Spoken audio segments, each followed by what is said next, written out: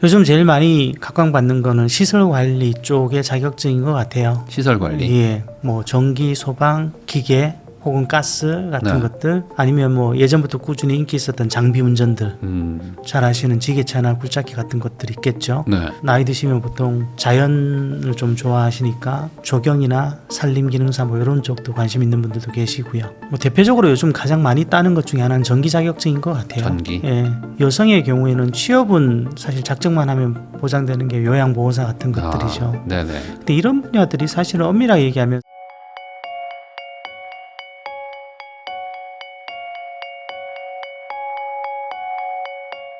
정도영 소장님하고 이야기 나누고 있습니다. 그러면은 그 요즘에 이제 자격증 얘기들을 계속 하기는 하거든요. 물론 이제 가장 이제 은퇴하시는 분들이 많이 따는 이제 공인중개사 쪽은 상황이 요즘 좋지는 않습니다. 그래서 뭐 폐업도 많이 하시지만 꼭 뭐 공인중개사 말고도 자격증은 많으니까 기본적으로 은퇴 준비라는 거를 한국인들은 약간 자격증 따기로 생각하는 경우도 많은 것 같기도 하고요. 뭐 전반적으로 봤을 때 이 자격증과 노후 대비 뭐 어떻게 이걸 좀 생각을 해야 되는지 궁금합니다. 자격증은 노후에 뭔가 직업적 선택을 할 때 디딤돌 같은 존재죠. 네.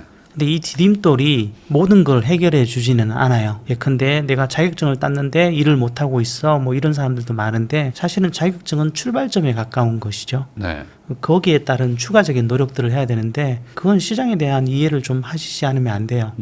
그런 시장에 대한 이해는 평생 직장 생활만 하신 분들은 일자리를 구하는 게 그렇게 자주 있는 이벤트가 아니다 보니까 좀 어렵죠. 그래서 재직 중에라도 사실은 상담 같은 걸 받으실 수 있거든요. 우리나라 공공취업지원기관 워낙 잘 돼 있고 네. 재직자도 얼마든지 올 수 있으니까 그런 것들을 통해서 조금 준비를 하시는 게 필요할 것 같아요.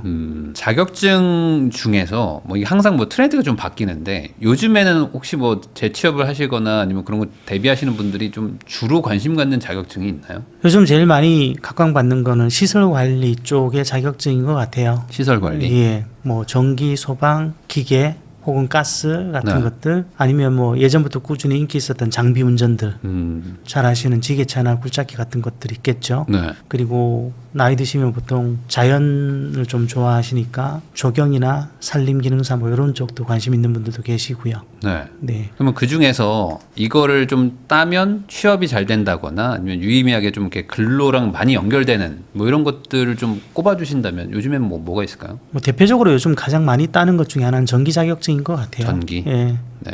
전기 자격증 쪽이고, 여성의 경우에는 취업은 사실 작정만 하면 보장되는 게 요양보호사 같은 것들이죠. 네네. 근데 이런 분야들이 사실은 엄밀하게 얘기하면 3D에 가까워서 네. 따시는 분들의 입장에서는 좀 망설여질 수는 있다라는 게 고민이긴 해요. 그렇지만 어쨌든 취업에는 그래도 조금 문이 좀 열려 있다. 상대적으로 문호는 좀 넓었는데 사실 이것도 최근에는 좀 고민이 생기긴 시작했어요. 왜냐하면 최근에 중장년 전기 쪽 진입자가 꽤 많아진다는 느낌을 받고 있거든요. 네. 그래서 시장 확인을 좀 해보시고 덤비셨으면 좋겠다라는 말씀을 드립니다. 이게 자격증이라는 건 말 그대로 그 일을 할 수 있는 기본이 된다는 거지 여기서 잘하냐 안 하냐는 뭐 개인의 역량 아닙니까? 그렇죠. 그러니까 이제 자격증만 따면 노후 대비가 되는 것도 아니잖아요 이게. 자격증에 대해서 너무 큰 기대를 네. 하시는 경우가 많아요. 그러니까 뭐 공인중개사 따면 노후 대비 됐다 뭐 이렇게 생각하시는 분들도 생각보다 많아요. 네. 사실 사람들은 물론 이제 자격증이 노후를 대비한다고 볼 수 있는 것들이 있긴 있죠. 근데 그 자격증들은 따기가 너무 힘들어요. 그렇죠. 네. 대표님이 뭐 예컨대 누가 자격증 추천 좀 해주세요 그랬을 때 제가 갑자기 의사 면허 따세요 이러면 저 욕먹을 거 아니에요. 네. 그런 뭐 것들, 별리사 하세요. 네. 그렇게 하면은. 네. 네, 그런 것들은 너무 어려운 것이고요. 네. 그냥 적당히 좀 쉽게 따는데 취업도 잘 되고 돈도 벌고 이렇게 나가면 사실은 쓸만한 자격증이 저는 떠오르는 게 없어요. 그러면 이 자격증을 따는 것 자체는 일하는 과정에서 회사 다니면서 따는 것 자체는 괜찮을까요? 아니면은 이것도 좀 전략적으로 판단을 해야 되는 걸까요? 무조건 많이 따는 게 중요한 게 아니라 네. 자신이 앞으로 어떤 일을 할 것인데 그 일과 관련해서 요 자격증이 필요하다. 네. 이러면 당연히 인정. 그건 인정을 할 만해요. 근데 불안하니까 이것저것 따두시는 분들이 네. 있고, 그것이 도움이 될 때도 있어요. 뭐 이렇게 하다 보니까 내가 갖고 있던 자격증 하나 걸리네. 오케이. 뭐 이렇게 되는 경우도 있을 수는 있는데, 기본적으로 그런 것들이 되게 어떻게 보면 비효율적인 접근이 될 수 있어서 우선은 방향성을 먼저 세우시는 게 중요한 것 같아요. 나는 퇴직 이후에 조금 몸이 힘들어도 좋으니까 꾸준히 뭐 현장에서 일해도 좋고 그러니까 꾸준히 일할 수 있는 거면 좋겠어.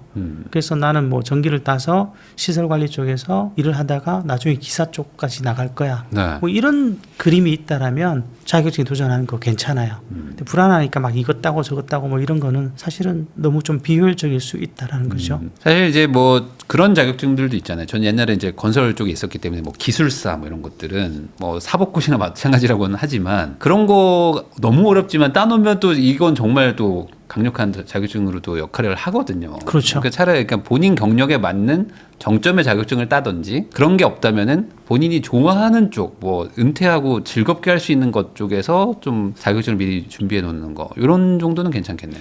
맞습니다. 정확하죠, 그게. 예. 근데 아무 상관없는 자격증을 따시는 분들이 많아요. 영업하기 싫어. 나는 누구 만나는 거 싫은데 공인중개사 따시는 분들 꽤 많거든요. 그러니까 불안하니까 따는 거죠. 아. 의외로 그 자격증 시장은 불안을 먹고 사는 시장일 수도 있어요. 그 아까 전기랑 요양보호사 얘기해 주셨는데 이런 것처럼 그러니까 취업은 잘 되는데 생각보다 취업하고 나면은 딱히 뭐 이렇게 만족도가 떨어진다거나 뭐 이런 것들도 있을까요? 역으로? 아니면 뭐 이런 걸 많이 따긴 하지만 사실상 뭐 빚 좋은 개살구다 뭐 이렇게 말할 만한 자격증 같은 것들도 있을까요? 자격증이 가장 혼란스러운 것 중에 하나는 우리나라 민간 자격증이 좀 남발된다라는 것이 있죠. 민간 자격증. 예, 민간 자격증이 이름은 그럴듯한데 막상 따고 보면 취업에는 전혀 도움이 안 되는 것들이 꽤 있을 수 있고요. 그 외에도 뭐 드론 같은 것도 사실은 굉장히 있어 보이고 좋아 보이지만 드론 운용 자격증 네네. 같은 거요? 그 초경량 비행장치 자격증인데 네. 이게 사실은 일자리가 그렇게 많은 영역은 아니에요. 그 막상 뒤져보면 일자리가 정말로 없는 영역 중에 하나거든요. 네. 그랬을 때는 과연 이게 그 자격증 자체는 굉장히 사람들이 관심이 많고 알만한 자격증이지만 막상 취업에는 크게 도움이 안 된다라면 네. 개인에게는 이게 시간과 노력을 들이는 일인데 고민이 남는 영역인 거죠. 그러면은 지금 뭐 말씀해 주신 것들도 어찌 보면 약간 좀 마이너한 건데 있어 보여서 따지만 그 결국에 그 이후가 없다면은 이거는 딸지 말지부터 고민을 해봐야 된다는 얘기네요. 그렇죠. 네. 자격증은 결국에 이제 과정인 거고 그 목적지가 뭐냐 이 부분이 없으면은 의미가 없다. 이렇게 볼 수도 있겠네요. 그러면 결국에 이제 5060이신 분들은 한 30대 중후반부터는 한 미래의 플랜을 어느 정도 세워놓지 않으면 이게 현실적으로 좀 쉽지 않겠어요. 우리나라에서 30대 중반부터 노후 설계를 할 만큼 네. 생각이 꽤 있는 분들이 생각보다 별로 많지는 없어요. 않을 것 같아요. 대부분 그러면 이제 나오기 직전에 막 하시는 거예요. 그렇죠. 고민들은 하세요. 네. 뭐 실제로 50대조차도 근데 그 고민의 질이 굉장히 좀 약해요. 아 약해요. 그 고민들을 전부 술집에서 하시고 나랑 똑같은 사람과 이야기하시고 뭐 이렇게 해서는 결론이 잘 안 나오거든요. 저녁 먹다 그냥 한마디 하고 또 잊어버리고. 그렇죠. 굉장히 휘발성이 강한 고민이 돼버리는 거죠. 이렇게 해서는 달라지는 게 없어요. 네. 그래서 만약에 진짜로 그럴 생각이 있다면 저한테도 가끔 그런 것들이 오거든요. 굉장히 진지한 문의가 메일로 와요. 뭐 영상에서 뵀는데 이런 고민이 있는데 상담을 좀 하고 싶다. 뭐 사실은 그런 경우에 제가 따로 만나지는 못하는데 메일로라도 제가 아는 거는 얘기해 드리는 경우가 좀 있긴 있습니다. 근데 네. 그 질문조차도 굉장히 천차만별인 것이 저 1년 후에 퇴직인데 어떻게 하면 좋아요? 이렇게 뜬금없이 날아와서 네. 할 말이 없어서 회신을 못 드리는 경우도 있고 이런 준비를 했는데 여기서 현재 걸려 있는데 이 다음 수순에서 내가 뭘 했으면 좋을지 모르겠습니다 라고 해서 보자마자 무슨 말씀을 드려야 될지 바로 오는 분들도 계세요. 이런 차이들이 있는 거죠. 근데 진지한 고민을 한 사람에게는 답을 얻을 기회가 있어요. 적어도 아무 준비 없이 나오는 사람보다는 뭔가 할 수 있는 기회들이 있는데 이거를 진지하게 고민을 하는 것이 잘 안 되시는 분들이 꽤 많아요. 그러면 이 질문을 거꾸로 드려야 될 것 같습니다. 최소한의 어떤 준비 연수 이런 게 있을까요? 왜냐면 이제 뭐 물론 이제 퇴직을 이제 급작스럽게 겪는 분들도 있겠지만 어느 정도 이제 회사를 다니다 보면 알잖아요. 아, 내가 몇 년 정도 남았다. 그러면은 지금부터 준비해야 돼라는 어떤 그 마지노선 같은 게 있는지 뭐 빨리 하면 좋겠지만 정말 사실은 우리가 정년 외에는 퇴직 시기를 정확하게 예측하기가 힘든 경우가 많죠. 네. 그렇게 본다라면 정말 마지노선은 퇴직 1년 전 정도까지는 방향에 대한 정리 정도는 해두셔야 돼요. 나가면 뭘 할 예, 것이다. 그래야 남은 1년 동안 준비를 좀 하고 경우에 따라서 모자라면 실업급여 받으면서라도 준비를 할 수 있는데 이거를 많은 분들이 퇴직하고 실업급여 받으면서 준비하겠다라고 생각하시거든요. 이러면 늦어요. 네. 실업급여가 제일 길어봐야 9개월인데 네. 경우에 따라서 그 9개월로는 자격증도 쓸만한 거 하나 따기도 쉽지 않고요. 그리고 그 9개월도 막상 퇴직하시면 해외여행도 다녀오셔야 되죠. 그렇죠, 뭐. 뭐 이런저런 거 하시다 보면 그때부터 방향 준비하시잖아요. 실업급여 끝날 때까지 방향도 안 잡히는 경우가 태반이에요. 방향을 잡기 위해서 여행을 가시는 경우도 있고, 또 인생에 뭐 한번 네. 심각한 고민을 해보겠다면서 이제 떠나시는 분도 있고. 예전에 산티아고 갔다 오신 분이 그런 분도 있는데 있죠, 뭐. 방향 좀 잡으셨습니까? 그랬더니 힘들기만 했다고. 그러니까 이게 방향은 약간 누가 이렇게 도와줘서 잡는 게 아니고 본인이 이제 심사숙고를 해봐야 되는 거잖아요. 꾸준히. 생각을 발전시키는 게 중요해요. 네. 그러니까 어떤 것들을 보시면 아 저게 좋아 보이는데 그러면 왜 좋은지 그러면 그쪽으로 가려면 어떻게 해야 되는지 이렇게 해서 한 발 정도 더 나가는 작업이 필요한데 네. 굉장히 많은 분들이 저거 좋네 이러고 그냥 잊어버리세요. 이러면 생각의 진전은 없다라는 거죠. 그리고 그런 분들도 있는 것 같아요. 그러니까 좋다고 생각하고 본인 혼자서 계속 좋다고만 믿고 있는 분들도 있잖아요. 그러니까 실제 좋아 보이면 가서 한번 그 업계 사람들 만나보고 맞아요. 해보면 이거 아니구나라는 걸 아는데 네. 그냥 계속 고민만 하고 걱정만 하다가 이제 나중에 가보니까 이제 이거 아니네라고 하시는 분들도 좀 많은 것 같고요. 굉장히 많죠. 네. 아마도 그 이면에는 나는 아직은 아닐 것이다라는 생각이 좀 있으신 것 같아요. 예전에 제가 만났던 분이 요리를 너무 좋아하셔가지고 자기는 이제 그 음식점을 하겠다고 하셨는데 음식점 하는 걸 좋아하는 게 아니었던. 그냥 자기는 요리를 하는 게 좋은 거지 음식을 만들어서 파니까 너무 힘들다고 미치겠다고 하셨던 분이 그거 있었거든요. 힘들죠. 이게 완전 다른 건데 어찌 보면. 네. 근데 이런 것들이 이제 좀 뒤섞이다 보니까 너무 깊게 고민 안 하시고 그냥 시간을 보내는 경우도 있는 게 아닌가라는 생각도 좀 듭니다. 맞아요. 네. 그러면 아무것도 모르겠다 이런 분들도 있잖아요. 저는 뭐 네네. 방향도 모르겠고 진짜 뭐 어떻게 해야 될지도 모르겠어요라는 분들은 뭐부터 시작을 해야 되나요? 아 방향을 아예 못 잡겠다. 그냥 저는 회사 다니고 지금 정신없이 살고 있는데 노후 대비 뭐 나중에 은퇴 이후 뭘 해야 될지도 모르겠다. 이런 분들이 그냥 자격증부터 따거든요. 우선 잘 모르겠으니까. 저는 그 방향이 아예 안 잡히시는 분들에게 권하는 가장 쉬운 방법 중에 하나는 네. 롤 모델을 찾아보라는 말씀을 많이 드려요. 롤 모델. 살다 보면 내 주변에 나도 저 사람처럼 한번 살아봤으면 좋겠다 이런 분이 있을 수 있죠. 혹은 내 주변에 없더라도 책이나 인터넷이나 이런 곳에서는 얼마든지 만날 수 있는 모델이란 말이죠. 네. 그러면 그런 사람들은 어떻게 해서 이런 과정을 가게 됐는지에 대해서 조금 더 파고 들어가 보고 네. 그런 과정의 작업을 하시다 보면 그림이 좀 그려진다라는 거죠. 기본적으로 방향 설정을 한 다음에 움직여야지 무작정 나간다고 해서 뭐 답이 나오는 것도 아니니까.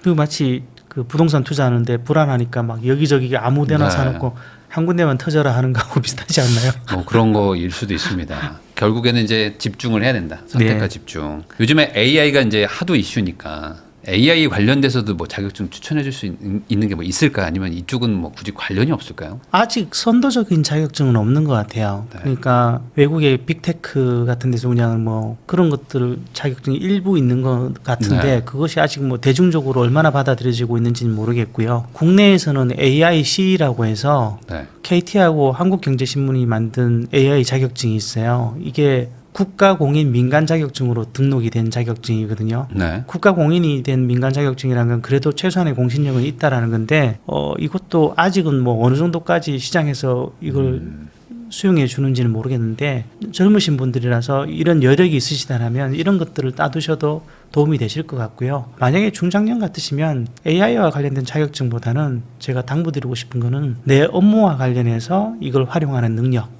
이게 사실은 제일 먼저 신경 쓰셔야 될 것 같은데 이 AI 역량은 제가 겪어본 바에 의하면 쓰면 쓸수록 늘죠. 네. 그래서 일단은 매일같이 자꾸 들어가서 작업을 한번 실제로 해보시는 것들을 많이 하시지 않으면 잘 안 늘어요. 그걸 작정하고 들어가시면 늘 일이 없거든요. 빨리 친숙해지시는 게 좀 필요해요. 어느샌가 뭐 저도 아침에 일어나면 제일 먼저 AI부터 키고 시작을 하거든요. 네. 제가 제 아내 표현에 따르면 궁금한 게 많은 사람이라고 하는데 네. 궁금한 게 많은 사람들은 정말로 AI를 활용하시기에 도움이 되실 거예요. 그러니까 뭐 AI는 자격증보다는 이제 활용법을 더 많이 좀 네, 익혀야 특히 된다. 내 업무와 관련해서 내가 경력이 좋은 분야와 관련해서 네. 이걸 매칭시킬 수 있을 때 내 경력은 시장에서 가장 가치가 극대화된다라는 거죠. 그러면 이제 마지막으로 이제 자격증은 아니고 소위 말하는 예전에 이제 기술을 배우면 굶어 죽지 않는다. 뭐 이런 얘기들 부모님 세대들이 많이 하셨잖아요. 네. 이게 오히려 이제 역으로 이제 AI 시대가 오기 때문에 사무직의 종말. 그러면 차라리 뭔가 이제 손으로 하는 기술을 배우는 사람들이 오래 살아남을 것이고 그런 사람들만 이제 부자가 된다. 뭐 이런 얘기들을 하는 경우도 많습니다. 아예 어떤 이제 기술을 배운다거나 이런 것들은 이제 뭐 주말을 짬짬이 시간 내 가지고 하는 것 이런 것도 차라리 나을까요? 어떤 이 지금 미래 흐름상? 다음 단계로 나올 게 피지컬 AI라고 그러죠. 로봇에 이제 AI가 장착돼서 그게 이제 완전한 현장에서 사람을 대체하는 시기가 올 건데 그것도 한 10년 내에 올 것 같긴 합니다만은 네. 어쨌든 그게 그렇다고 막 동네에 와서 방충망을 갈고 뭐 이러진 않을 거라는 거죠. 그래서 그런지는 모르겠는데 그런 어떤 생활 주변형 기술을 익혀서 노후의 수단으로 쓰시려는 선택지가 최근엔 중장년에게 많이 늘어나고 있는 것 같긴 합니다. 네. 그 동네 맥가이버 아저씨 네. 이런 거 하시는 분들이 있거든요. 네네. 아, 그 돈 꽤 듭니다. 힘들지만. 네. 네, 그래서 그런 것들은 어쨌든 10년 정도는 유용할 것 같아요. 근데 그 이유는 사실 요즘 시대는 10년 이후를 예측한다는 게 너무 어려워서 그렇죠. 그 이유는 뭐 알 수가 없는데 분명한 것은 단기적으로는 어느 정도 효과가 분명히 있을 것 같고요. 대신에 이제 거듭 말씀드리지만 앞으로 어떤 이런 변해가는 과정에서 본인이 관심을 갖고 내일에서 그 변화들을 주시하면서 대응하실 필요가 제일 중요한 것 같아요. 네. 자, 오늘 뭐 소장님하고 많은 얘기를 나눠봤지만 결국에는 상대방이 나를 찾는 그런 사람이 돼야 된다. 결국에는 이게 핵심인 것 같아요. 그러니까 내가 여기에서 버티고 있는 게 중요한 게 아니라 상대가 나를 원하면 뭐 나는 당연히 뭐 있고 싶은 만큼 있을 수 있는 거니까. 네. 뭐 자격증이든 뭐든. 네. 사실 이 얘기하면서도 마음이 무거워요. 네. 내가 그럴 사람 같으면 이거 나왔겠냐 안 뭐 보지 이러실 뭐. 수도 아, 예, 뭐 이럴 이러실 수도 수 있을 있죠. 것 같아서 쉬운 것은 아닙니다. 쉬운 것은 아닌데 한 가지 어쨌든 네. 한 가지라도 내가 다른 사람과 비교했을 때 뭔가 줄 수 있는 게 있다라면 우리 시장에서 경쟁해 볼 수 있다라는 것이고요. 네. 그게 없다라면 아까도 말씀드린 것처럼 주변의 평판 같은 것들만 잘 만들어 놓으셔도 좋은 일자리 여부일지는 모르나 주변에 평판이 좋으신 분들이 놓는 경우는 별로 없어요. 아, 우리 시대에도. 그래서 그런 부분만이라도 좀 잘 활용하실 수 있다라면 내 하나 정도는 어떻게 해결하실 수 있지 않을까라는 기대를 해봅니다. 사실 이게 뭐 결국에는 그 내가 얼마나 또 준비하고 미리 뭔가 이렇게 탄탄하게 다져놨느냐가 또 이제 노후 대비의 뭐 결론이겠죠. 정확하게는 뭐 내가 해놓은 게 없는데 갑자기 잘 될 일은 없잖아요. 네, 인생은 결국 자기가 쌓아온 누적인 것 같아요. 어떤 것들을 만들어 왔느냐에 따라서 결국 네. 노후도 갈려지는 것 같고요. 네. 그래서 이 영상 보신 분들 모두 어떤 특정한 좀 목적지를 잘 선정하셔가지고 그 목적지까지 갈 수 있게 꾸준히 노력을 하시면 좋겠다. 뭐 이렇게 정리해 볼 수 있을 것 같습니다. 지금까지 정도영 소장님과 같이 노후 대비와 이제 커리어 관리에 대해서 이야기를 나눠봤고요. 요 내용 잘 참고하셔가지고 좋은 선택하시기를 바라면서 저도 소장님하고 인사 나누겠습니다. 오늘 나와주셔서 감사드립니다. 네, 고맙습니다.